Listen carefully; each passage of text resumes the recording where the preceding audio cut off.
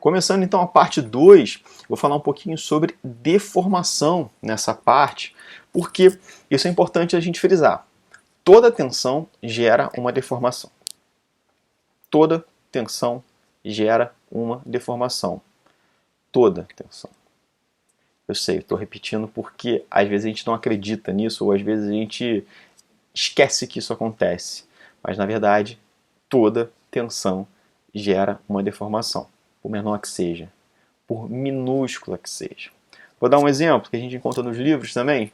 Caso uma mosca, uma abelha, como está aqui no slide, ou qualquer objeto muito pequeno, com peso desconsiderável, desprezível para a gente, se uma mosca pousa, por exemplo, numa mesa ou na lataria de um carro, num vidro, isso vai gerar uma deformação nessa mesa, vai gerar uma deformação nesse vidro, vai gerar uma deformação na lataria do carro.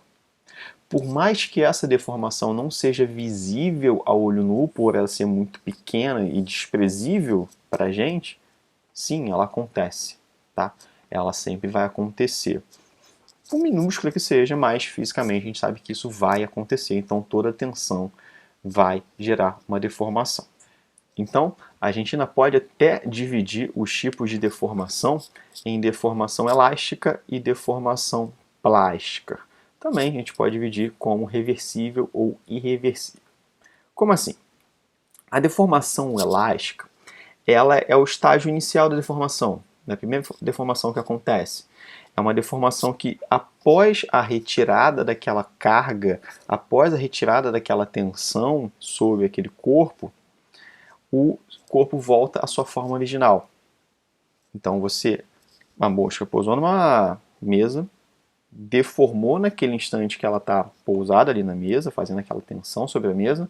Quando ela voltou, quando ela voou, a mesa volta para a sua forma original. Você não vê a mesa amassada. Você não vê uma deformação permanente naquele objeto. É uma deformação reversível. Então, por isso a gente chama de deformação elástica, né? Então, vou dar um exemplo aqui de uma deformação elástica, a mola. Uma vez que você pressiona a mola, você vê ela deformando, você vê ela achatando. Mas quando solta, ela volta para a sua forma original, tá?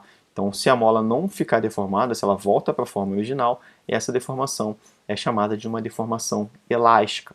Também acontece na odontologia, nossos materiais odontológicos, nossos materiais dentários, o exemplo aqui, um material de moldagem. Por quê? O material de moldagem, ele deve ser capaz de entrar nas pequenas regiões, como nessa moldagem aqui com elastômero que conseguiu penetrar no sulco gengival, entrou em algumas regiões mais retentivas do dente, como por exemplo nos pontos mais cervicais, a linha do equador protético dos dentes, mas eles devem sofrer uma deformação elástica na hora da remoção do molde da boca. Quando você faz a sua moldagem, você quer remover o molde da boca, esse material, esse molde, ele deve fazer uma deformação, porém a deformação elástica, uma deformação na qual o material volte para a sua forma original. É o que a gente deseja, tá?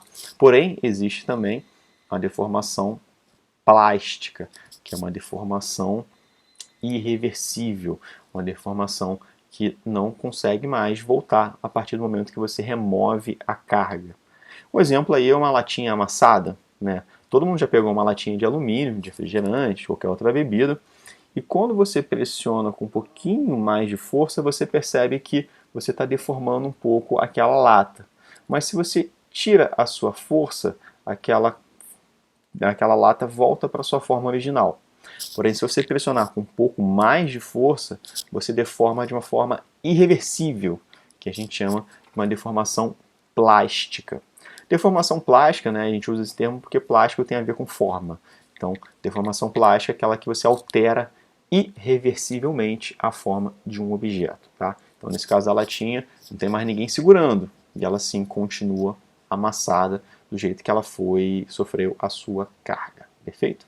Existe também aí um outro conceito que é o chamado de limite de proporcionalidade, que é o seguinte: quando você está fazendo uma força mais leve, você está gerando uma deformação pequena.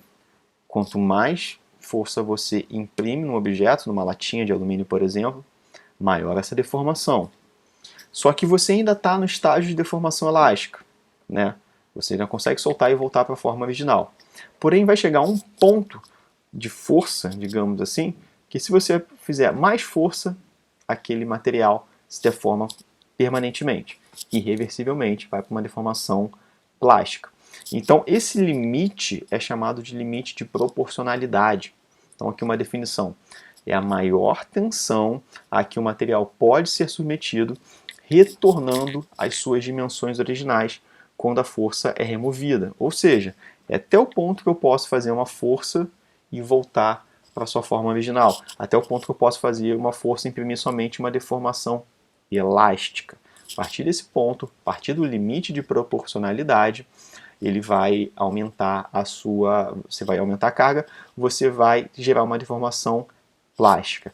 Então, é interessante notar que a definição de deformação elástica e deformação plástica não está relacionado com o tamanho da deformação, o quanto um objeto deformou, porque ele pode deformar muito e mesmo assim com uma grande carga, mas se ele voltar para a forma original, aquilo ainda é uma deformação elástica, tá?